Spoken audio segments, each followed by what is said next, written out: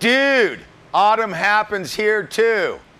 That's the way the press release from John Klusmeyer of the Eastern California Museum starts, noting that with that statement, the Eastern Sierra stakes its claim to having enough bountiful, bright fall foliage to compete with fall color hotspots such as New England and the Rocky Mountains. I know there'd be some debate about that.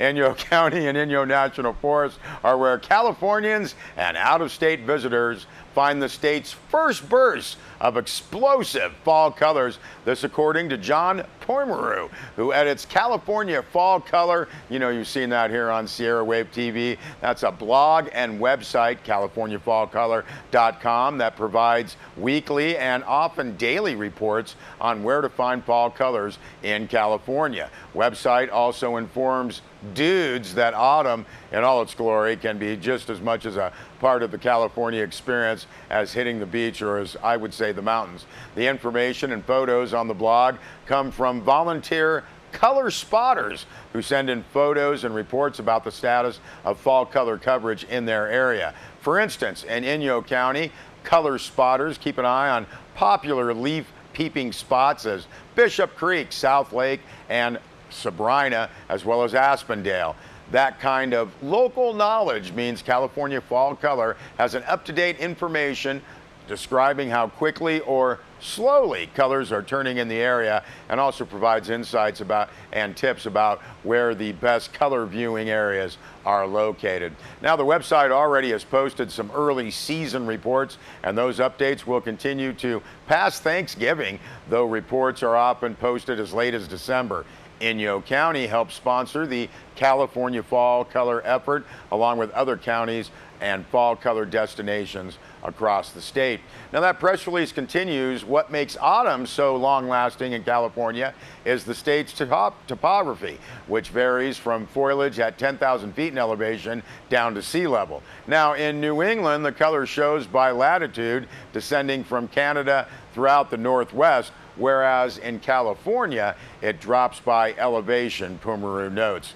Now, the first signs of autumn are seen at higher elevations in the Eastern Sierra. He noted that this year the color is coming early to Inyo and Mono counties, with trees already starting to turn Rock Creek, Bishop Creek drainage. Now, typically, ground cover turns crimson in early September. Then above 9,000 feet in elevation, quaking aspen begin to show color, turning from green to lime to yellow to orange and fiery red along the gray granite slopes of the Eastern Sierra. I think I saw that at a Dead show once.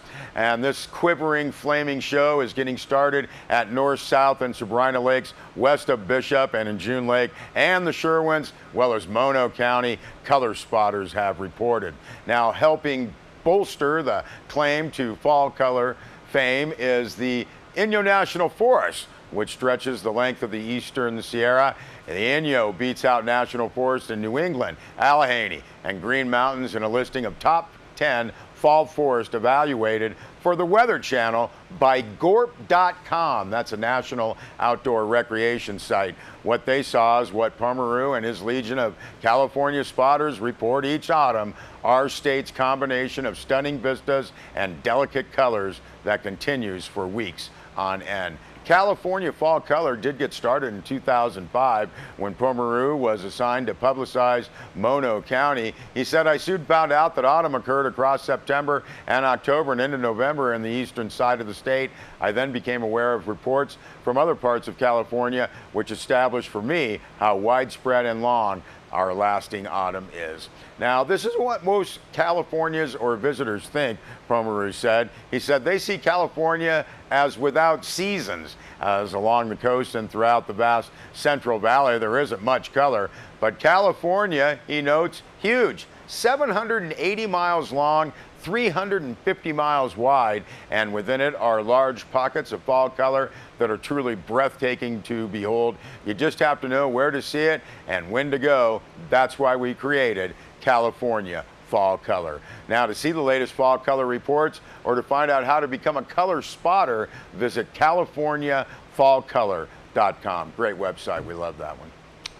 Another great organization, Wild Care Eastern Sierra, having its 13th annual fundraiser. They call it Wild Spirits.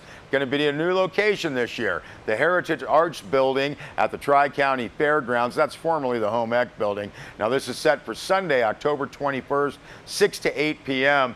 The press release says, come to the party, be a sponsor, donate an auction item, or perhaps all three.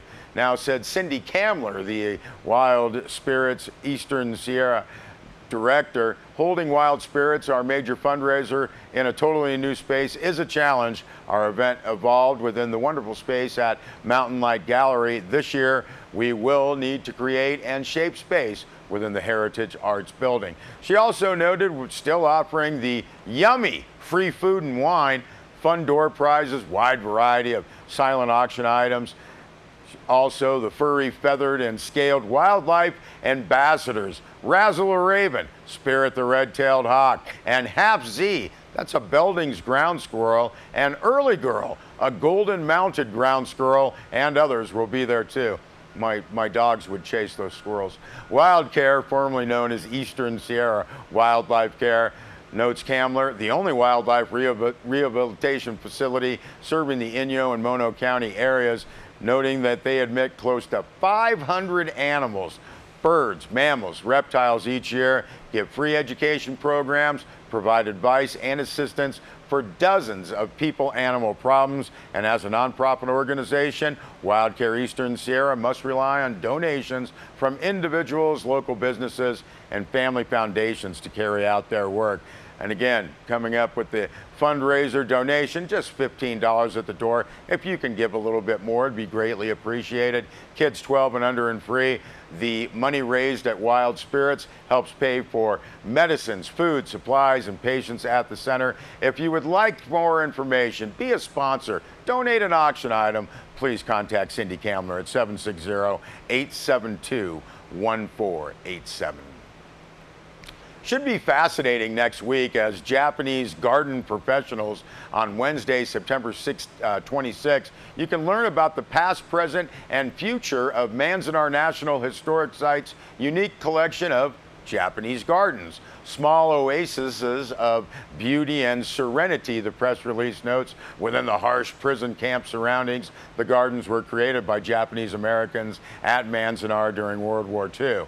Now, the press release says, remarkably, internees asserted and emphasized their Japanese heritage in the gardens precisely when they were being confined for that heritage. Although most of the garden builders were not formally trained in the art of Japanese gardens, the design, materials, and workmanship of the Manzanar Gardens reflect thousands of years of tradition and history. They're going to have ample time for questions and conversations during the workshop, free and open to the public. And again, that's next Wednesday, September 26th, beginning at 10:30 a.m. Should be great. You can see the Manzanar National Historic Site website, nps.gov/mans, for more information. We'll be back with a weather report.